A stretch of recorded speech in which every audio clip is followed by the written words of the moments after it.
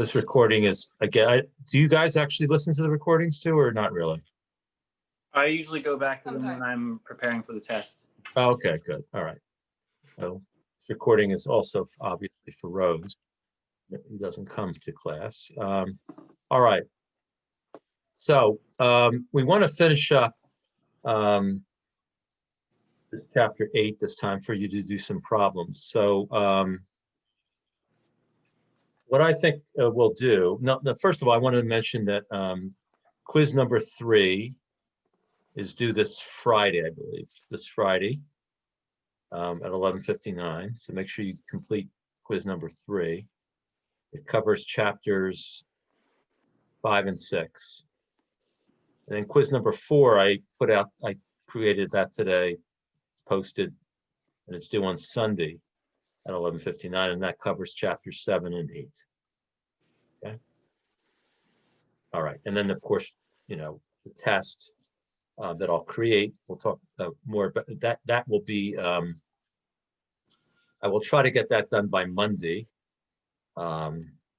this coming Monday, and that will be due either Thursday or Friday at 11:59. I haven't decided that yet, but I'll send you an email. Depends when I actually get it done. I want to give you 3 complete days to. There'll be one particular time that you can work on it. All right. So what I want you guys to do for the next 15 minutes, I'm going to give you 3 questions from pages 256 to 257. It deals with sampling distributions for proportions. I'll give you 15 minutes to complete these 3. Then we'll review all 3 together. I think that would be good in terms of time. I haven't had a chance to eat anything for dinner, so I'm going to eat a little bit while you do that. And then after the 15 minutes, we'll review those 3 problems, and then we'll start. I'll introduce you to chapter 9, just an introduction. I don't want to keep. I've been keeping you too late, many of these sessions, so this one we'll try to end if we can right at 10 minutes to 8, something like that. No later than that, so it's not too late for you guys tonight. All right. All right, and then I think we can get everything done. All right, so what I want you to do again is on pages 256 to 257. If you want to use Microsoft Excel, you can in the way that I set it up last time. But any method that you want to use is fine. If you want to use calculator. I want you to try problems 8.23, 8.25, and 8.27.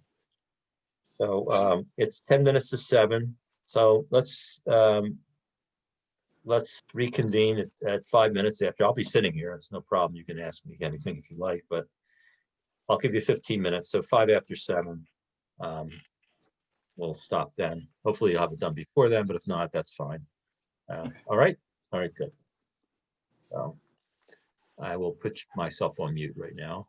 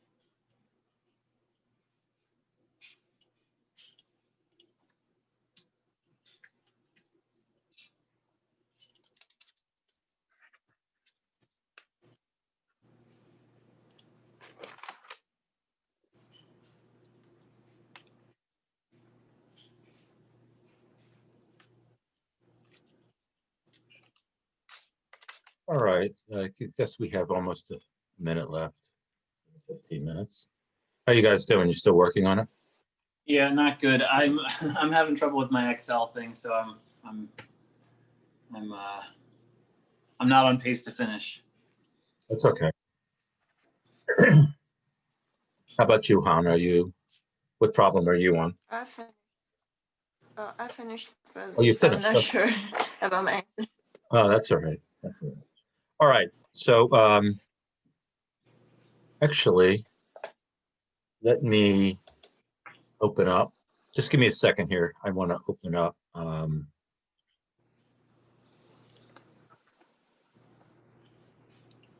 The answer for this. So, let's see here.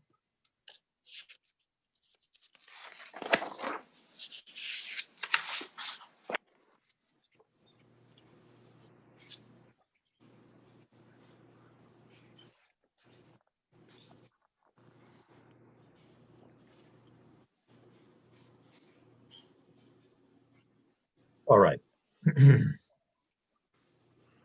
Share the screen with you. Actually, I think what we're going to do is hold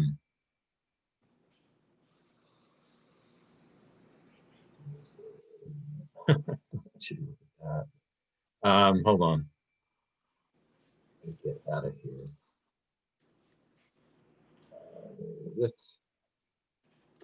There it is.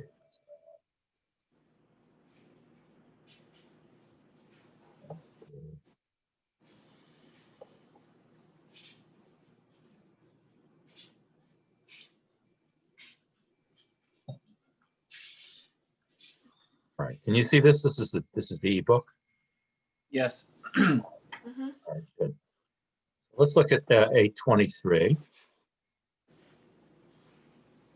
Simple random sample with the sample being 300 in size is drawn from a binomial process in which pi, which is the population probability of success, is 0.4.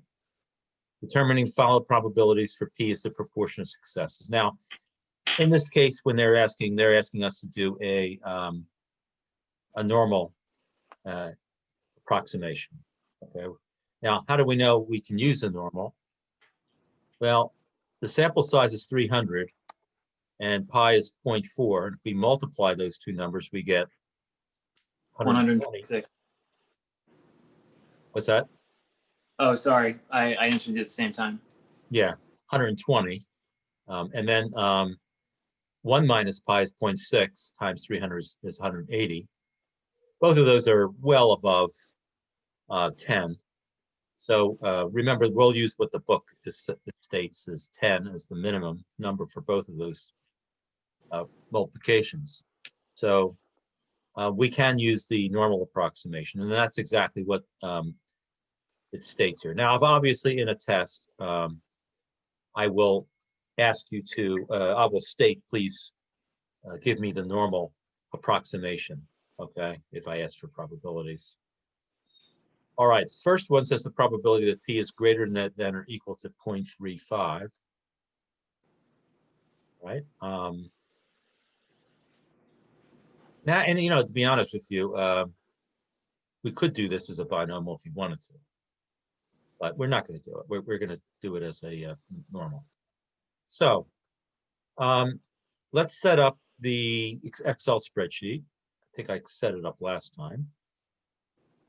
And actually, I put in the numbers, didn't I? Put in the numbers, and I believe this is the answer, right?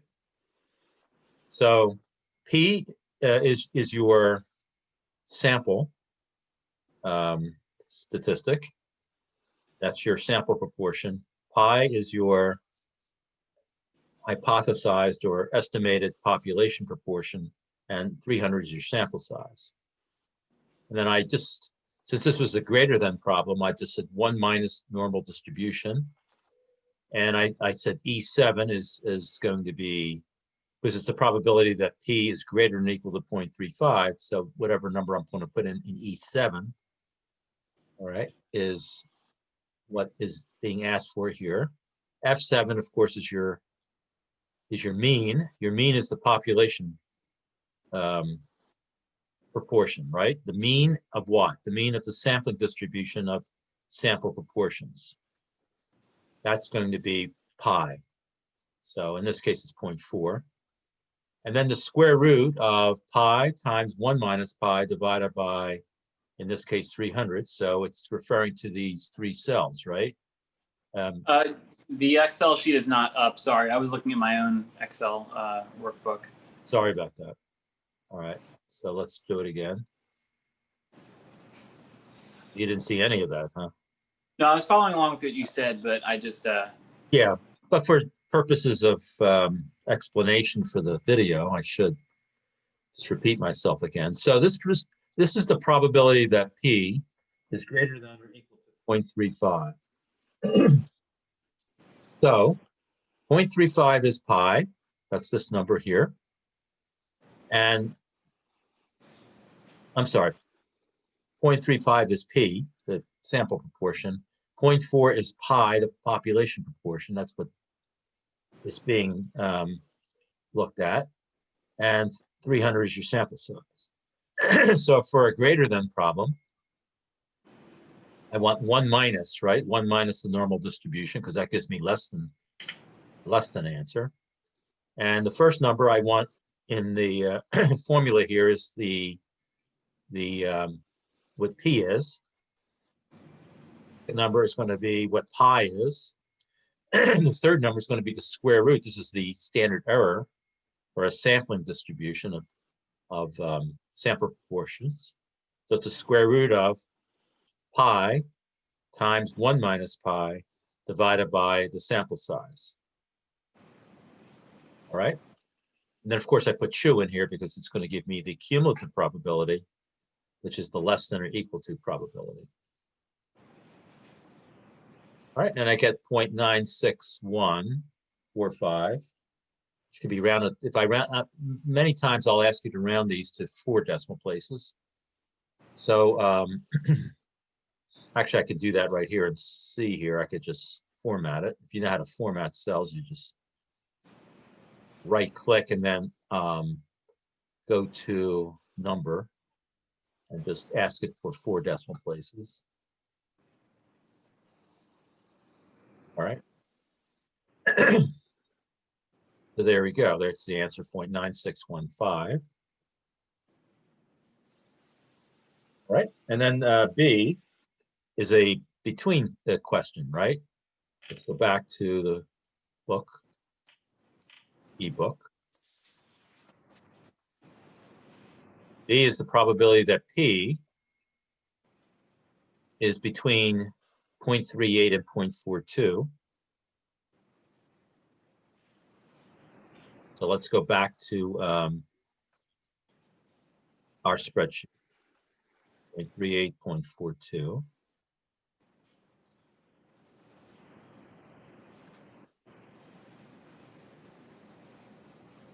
Now I didn't put in P1 and P2, right? So I need to do that here also. So I'm going to change P here to P1.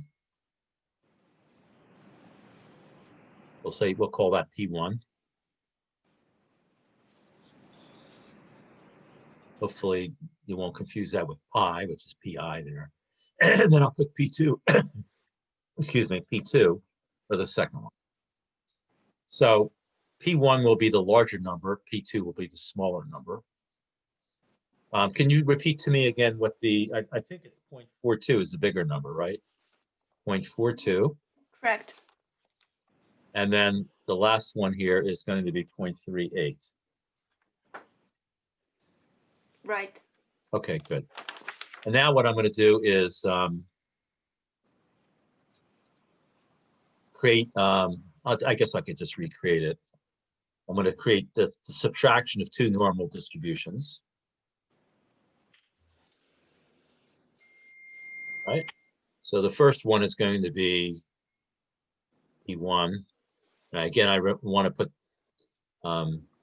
dollar sign. Again, I'm putting dollar signs around it because, again, if I want to reuse it and put my answer somewhere else in the spreadsheet, good to do that. Right. And then F7 is, let's type it in, is I. And then what's the next thing that we have to put in? The standard deviation, right? So that would be square roots. Going to be F7, right? Times, Mhm. put up a set of parentheses, 1 minus F7,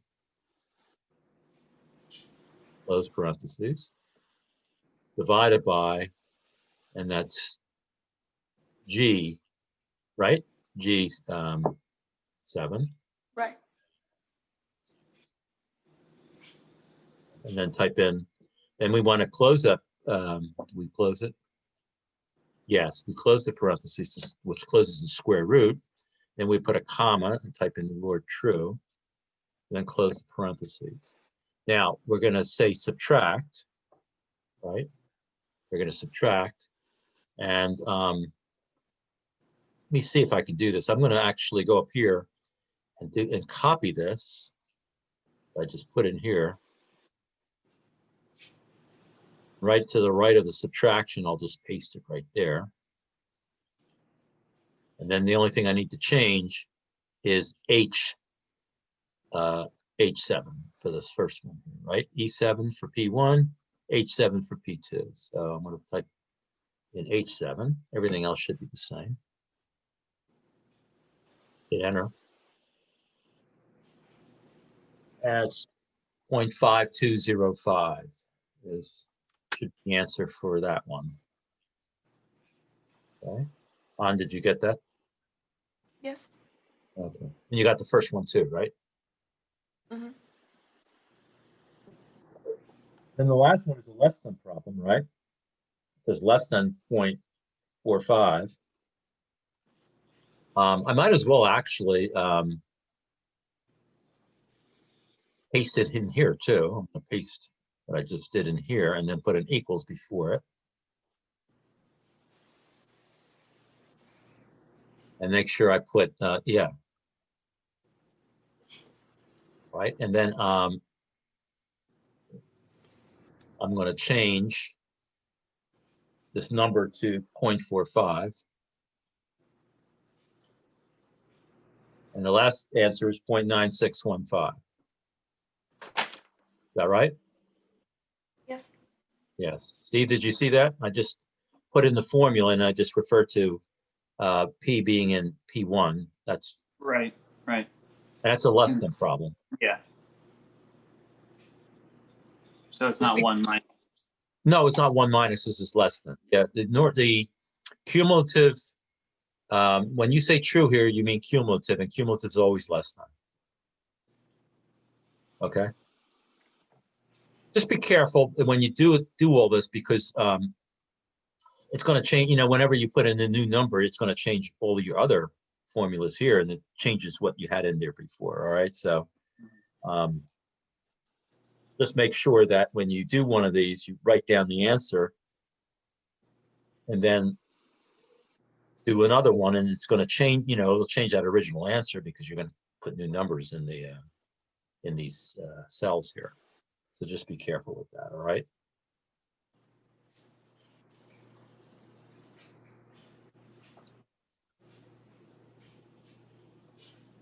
I guess you could set up the spreadsheet where it did not update, right? I guess there's a way of doing that, not updating the spreadsheet and leaving your old answers in there, but then you have to, yeah, I guess you could set up the spreadsheet that way. I'll look into that if that's something that you'd be interested in. Okay, any questions about that problem? So I think we can go on to 8.25.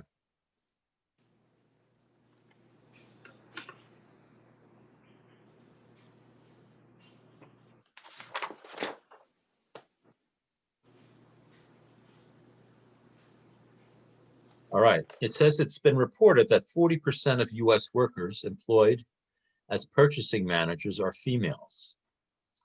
A simple random sample of US purchasing managers, 70 out of 200 are females. Given this information, which is from the Census Bureau, A, what is the population proportion? All right, so what is A? Remember, answer the question as decimals here. So what is A? 0.4. I got 0.4. Right. And what is the sample proportion? That's B. 0.35. Correct. C is what is the standard error of the sample proportion? If you can round that answer, if you can round it to 4 decimal places for me. The standard error. Reported as a 0.0. decimal. Go ahead, Han, go ahead. 0.0346. Correct. So that's very good. You use the 0.4 inside the parentheses and not the 0.35. All right. Yeah. So, yeah. So if they do give you this is my point. If they do give you a population estimate, you need to use that in the standard error formula. Do not use the sample estimate. All right. However, what we will find in Chapter 9, you have to keep this in mind. You're going to be estimating the population parameter pi in Chapter 9. So when you calculate, and you will be asked to calculate the standard error in that case. In that case, since you don't know, you're actually going to be estimating the population parameter, then you can use the samples, the sample value in the standard error formula. All right. That's where it's permissible to do that, but only if you don't know the number and you're estimating it, something like that. If they give it to you, you plug it into the standard error formula. All right, D. In the sampling distribution of the proportion, what is the probability that a sample of this size will result in a sample proportion at least as large as that found in Part B?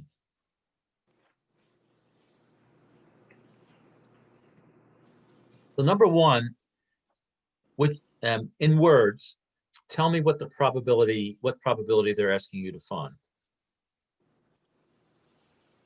Bigger than 0.35. Right, and what is going to be bigger than 0.35? The probability of what? Is it going to be P or pi? P. P.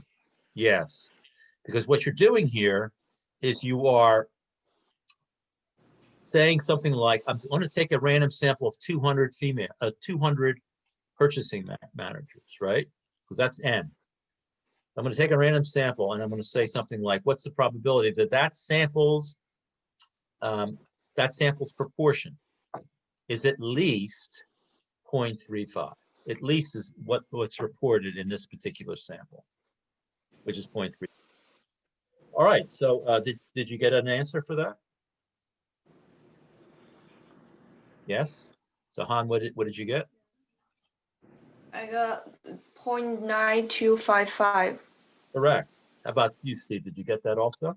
No, I put it into the formula, but it came out to an answer that was wrong because it rounded to 1. Oh, okay. All right. All right. On the answer sheet, let me just show you on the answer sheet just for a sec here. Let me stop. Whoops. Stop sharing.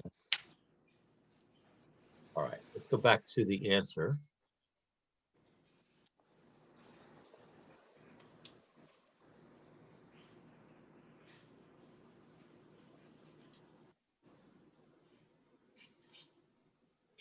I'm showing you an alternate way of doing this. An alternate way would be to convert the P of 0.35 into a Z. Now remember, if the standard error is 0.03, I actually didn't round it, but I did say 0.03464. You can what you can do here is subtract the mean from 0.35 and then divide by the standard error, and that gives you your z-score, negative 1.443, and then you could put that also. You could put that into your spreadsheet, the greater than one, where you would put the mean as 0 and the standard deviation as 1. So here's the deal. You can always convert this normal approximation into a z-score by subtracting the mean and dividing by the standard error, not the standard deviation of the population, but the standard error, which is this number here. And then this is just a standard normal table. And then you just plug that in with a mean of 0 in your formula and a standard deviation of 1. Okay, that's an alternative way of doing this if you want to do it this way. All right. If it's, I mean, the formula, putting in the square root and everything, it's easy to make mistakes, right? So you could easily, on a piece of paper with a calculator, go from this step, this probability, to this one, right? They're equal to each other. So it's just going to be p minus pi divided by sigma p, right? The standard error right? And then now you have your z, and this then you can put this into your formula. You could put in, for the first number, negative 1.443. For the mean, you put in 0, and for the standard deviation, you put in 1. And you should get the same answer. Okay, so that's an alternative way of doing it. If it's you feel like it's better, because you don't have, in this case, you don't have to put in that standard error formula into the normal distribution function, right? You don't have to do that. You could simply do this little step here, and that that may be what you may want to do for any of these, is do that step first if you want simplicity. You convert your raw value into your z-score. You could have done that also with those other problems we did the other day for means, right? You could do that also. And then just set up your formula to always have a mean of 0 and standard deviation of 1. So you just have a standard normal on your spreadsheet, ready to go. And the only thing you have to do is plug in the z's. All right. So going back to the spreadsheet, what I'm referring to is, this is an alternative way of doing this, is simply just have one of these available, right? One of these things available. And what you would do is you would put, you would have a z, like a z1, and then you just have like z1 and z2, something like that. Here, let me just show you what I mean. You could do, let's just put it below here. So right down here, I could say, we'll say standard normal. Okay. And then we'll have greater than, between, less than. So I'm just showing you an alternative way of doing this. And it just means you have to do the other step to convert to a z before you get to the spreadsheet. All right, and then over here, you're simply going to have z1 and z2. All you need. And what are you going to have in your formula here for the, oh, excuse me, it's the wrong place. So z1 and z2. All right, so for this one here, the greater than 1, you're going to do 1, you're going to do equal to 1 minus, you put your normal distribution, and you're going to put What is this? E12, right? E12. So. And then you just put, what's the mean? 0, standard deviation 1, type in true. Okay. Now it doesn't have anything in there yet, right? This one here, it's going to be what? It's going to be, let's just copy this formula. I'm just going to copy this. Put it down here. And put it down here.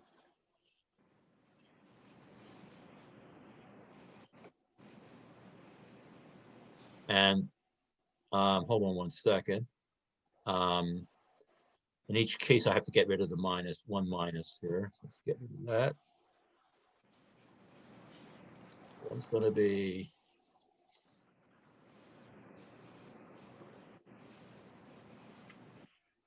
oops. I think I'm screwing up the formulas here. Just give me a second here. Oh, jeez. All right. That was stupid. All right, let's do norm dot dist.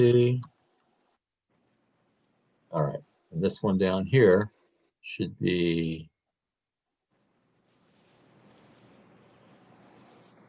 this one is going to be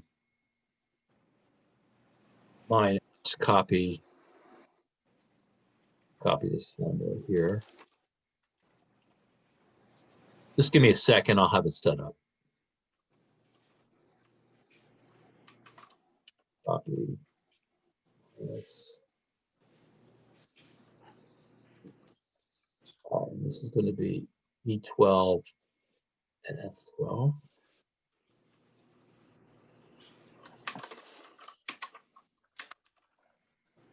All right, here we go. Now, I've set these formulas up where these are all Z's. Mean of 0, standard deviation of 1. All right. And the only thing I need to do is put in my Z. So the problem we just did, right? If I put in the greater than problem, right? It's this one here. If I put in negative 1.443,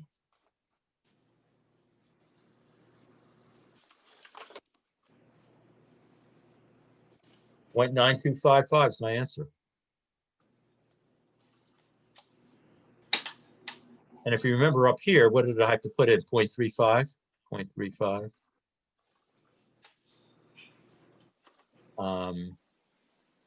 Hold on a minute. Not even the same problem, is it? 0.35, 0.4, and it's 200. What problem are we doing? 27, right? 20, 25. We're doing 25. 25. The n is 200. So let's put 200. You see the match? This number and this number match? This is the one where I didn't convert. I did not convert the probability into a z. I'm looking at the probability that p is greater than or equal to 0.35. But if I convert it with a calculator and convert it to a z, I get negative 1.443. And if I put that into the standard normal here, I get the same answer. You see it? So that's the option that you have. If you're finding that you're creating these formulas and they're getting kind of messy with the square roots and all of that stuff, you're not setting it up, then I would go with the calculator and always convert over to the z first, and then use the standard normal part of the what I set up here, because this in each case here you can see the mean is 0, standard deviation is 1. There's no formula needed for the mean and standard deviation. It's always going to be 0, 1 for a standard normal. So that's your option. You can do that also. All right, set it up. And actually, if you really want to, you could actually set up a formula somewhere on your spreadsheet that converts the value that you have into a standard normal. But again, that you may just want to do it with your calculator. All right, you may just want to do it with your calculator. It just might be easier instead of trying to figure out how to do it with a form, on an Excel spreadsheet. Okay, and then this one here, for the second problem. Well, actually, that was the only problem. That was the only probability question. All right. So I've set that up also for you to look at. Now, what I have here, do you want me to post this so that you can, yes, well, yeah, I mean, Han, you would like it? Okay. You don't have to. I'll just post it as a, sample formula spreadsheet if you want to use it. All right. Let's look at 27. Let's go to 27.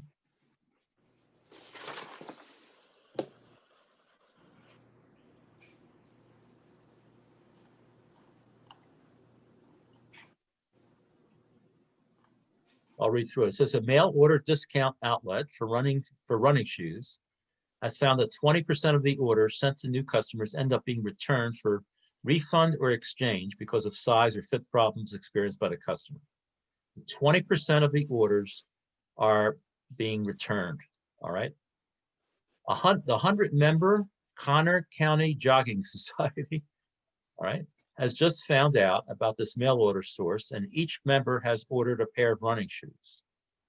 The group orders manager of the mail order firm has promised the club a 15% discount on its next order if 10 or more of the pairs ordered must be returned because of size or fit problems. What is the probability that the club will get 15% off on its next order? All right. Now, did both of you do this problem? Did you try it? Han, did you try it? Yeah. All right. You didn't get to it? Yes. Okay. All right.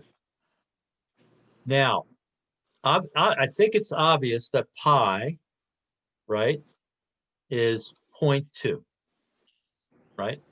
It's a claim, right? It's a claim by the mail order discount outlet that 20% of the orders are returned.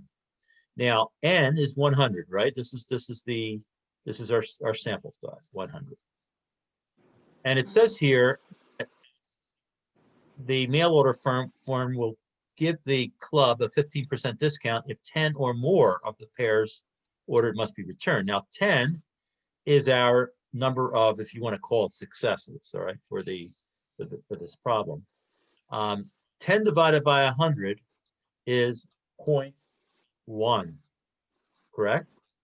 So that's P. P is 0.1. So what they're asking here is, what's the probability that P is greater than or equal to 0.1?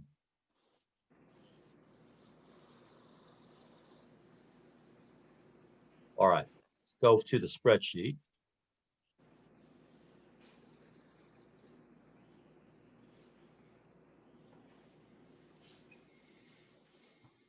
All right, I'll use the middle thing here for the proportions. So it's the first one, greater than, right? And we're going to type in 0.1 for P. And we're going to type in 0.2 for pi. And then 100 for n. And I'll just erase what's in P2 here. Don't need it right now. And I get 0.9938. Okay. Now, by the way, when you convert, you wanted to convert the 0.1, P of 0.1 to a Z, so you would subtract 0.2 and divide by that square root. Remember putting in 0.2 inside the square root as pi. You should get negative 2.5 for your Z. I'm going to type in negative 2.5 here. And you can see I get the exact same answer, 0.9938. Okay. All right. Do you have any questions about how to do these types of problems? Okay.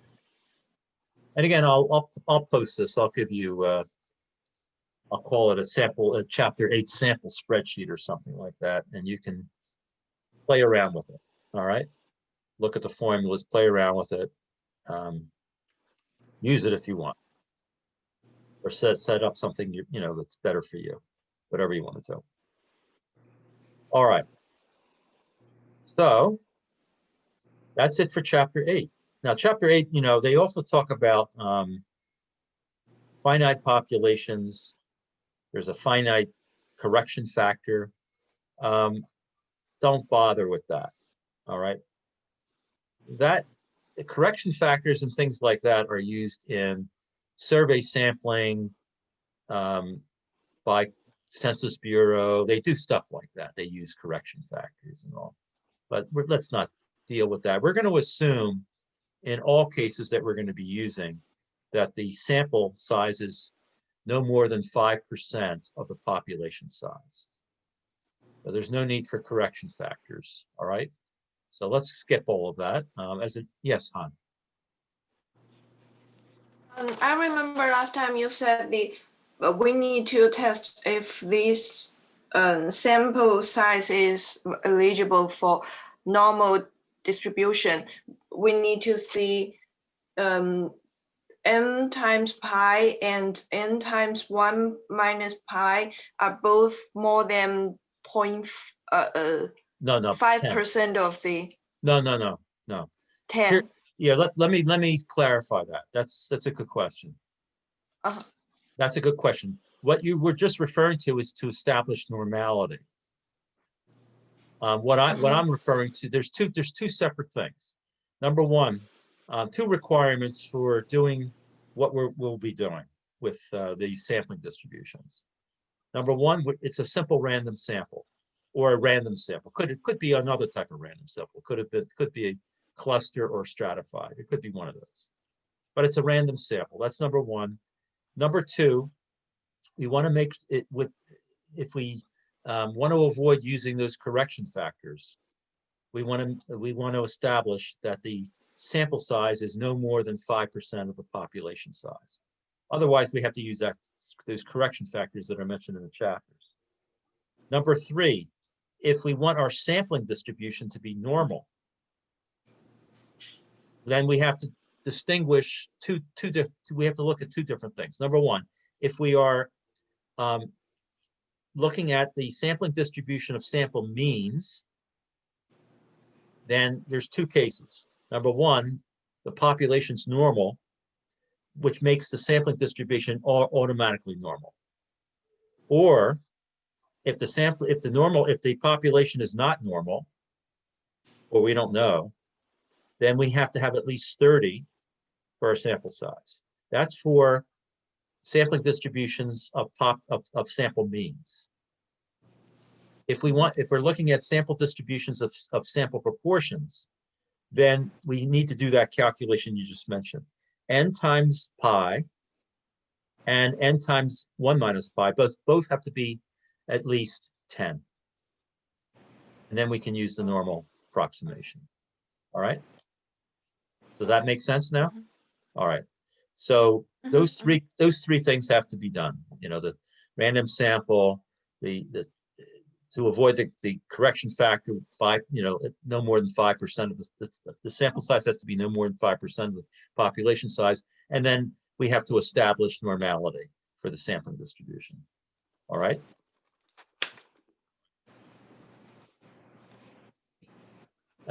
Steve, do you have any questions about that, or are you okay with it? Okay. Okay. All right.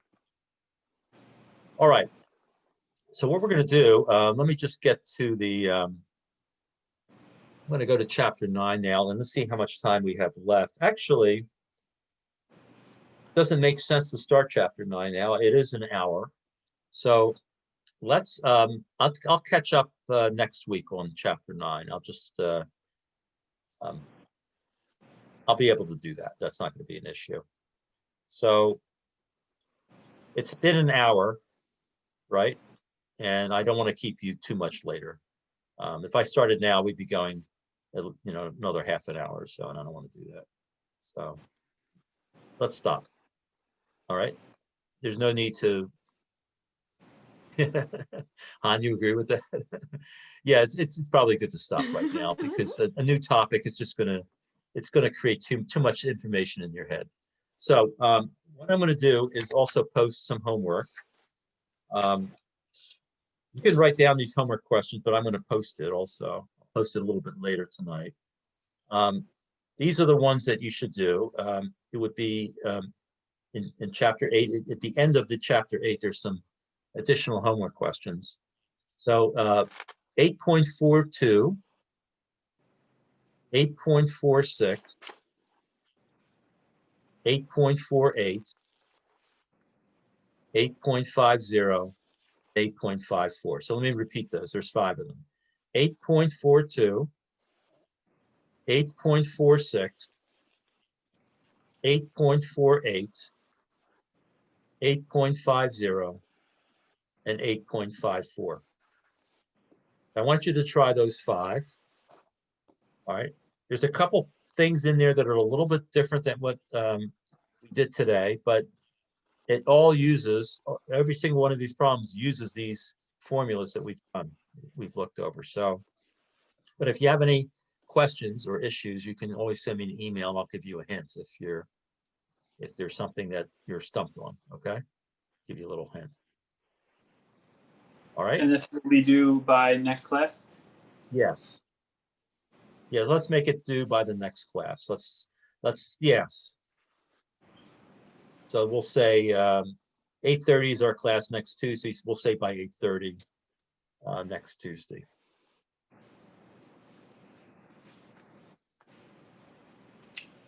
And then if you can, if you do have some time, just pre-read chapter 9. You don't have to understand everything, just look through it, just so it's somewhat familiar. It has to do with what I call confidence intervals, which is a way of estimating population, either a population mean or a population proportion. So something is unknown about the population, either a mean or a proportion. We're going to use this concept of confidence intervals.